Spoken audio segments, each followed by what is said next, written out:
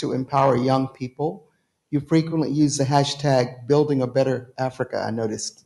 Um, you host concerts and support sporting events like the Peace Games in Somalia, where on Instagram you said, sports unite, peace wins. So tell us a little bit more about what you envision for empowering youth through your foundation. Obviously, is going to go through all my experiences, and I was actually talking about it yesterday.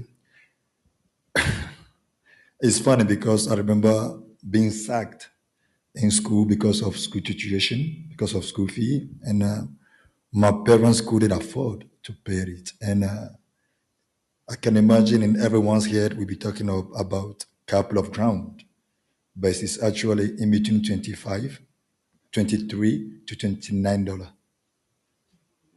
That's why I jumped out of school. I couldn't go to school anymore because of $25.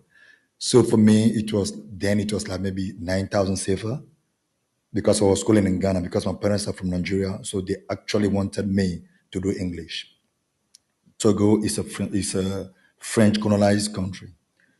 So when I moved out, and obviously that was 1998, then I focused on football, and obviously things happened, and I became a footballer. And for me, it's just it's just it's something that I can understand today, being where I am today, seeing what I have been through, being kicked out of school because I was laughed at some point. Because when I first moved to France, I couldn't say one word in French, and everybody was laughing at me.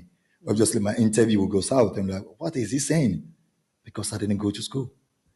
And today, I value the power of education, and I'm like, if God made me who I am today, and I have seen that with my eyes, I have experienced it myself, I have went through it myself.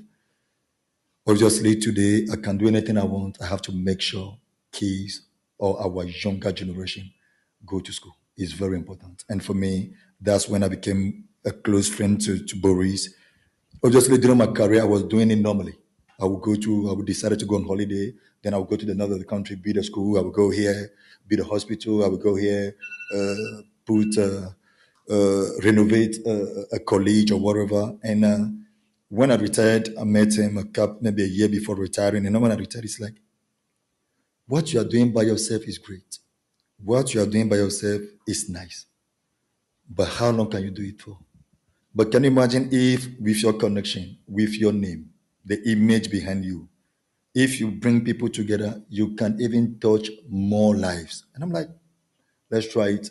Then obviously we have to do everything formally. Because the C Foundation is only 4 or 5 years now, but it has been there for the last 10, 15 years while I was playing. Because I can't be playing in Arsenal and I hear there is a big rain in Togo, a bridge fell.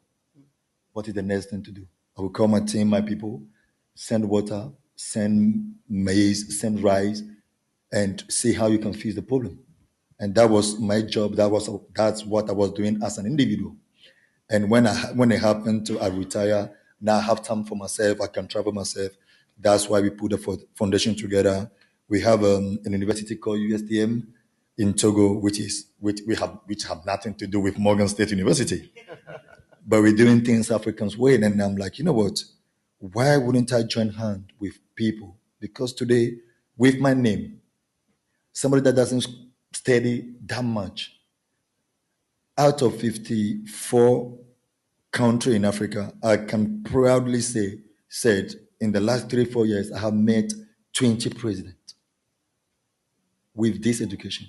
Obviously, football, as we may call it, soccer, took me there. Then I have to find a way to tell the younger generation, football is a beautiful thing. Football can take you places. But before football, there is something more important, which is education.